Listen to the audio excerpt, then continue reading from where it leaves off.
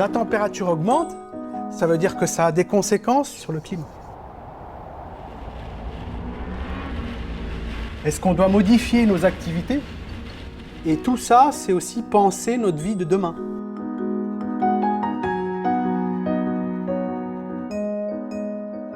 Il va falloir construire autrement pour être ce qu'on appelle plus résilient. Une bonne architecture ne doit pas se couper de son environnement et surtout pas de son climat.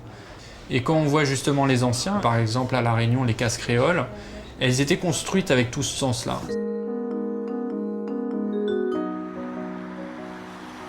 Si on n'a pas de charbon sur place, on doit le faire venir. Si on n'a pas de pétrole, on doit faire venir. Il y a un autre enjeu, quelque part, presque plus intéressant pour l'île d'aller se développer sur du renouvelable que d'aller importer ces matières-là. Notamment l'énergie solaire, l'énergie intermittente, en substitution, en tout cas, en contribution par rapport aux énergies existantes. Dans notre cas, le solaire nous a permis de faire un bond d'une vingtaine d'années en avant, quoi.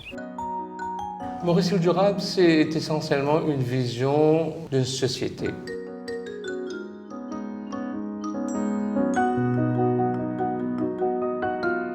C'est vraiment une volonté et c'est un acte de foi dans le pays de vraiment essayer de rejoindre cette vocation de Maurice Île Durable qui est tellement chère à nous tous ici.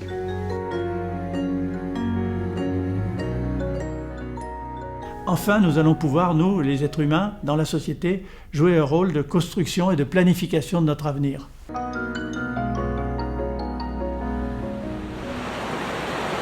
peut plus se permettre de ne pas réfléchir à la question climatique. Tout le monde doit changer, y compris les modes de vie.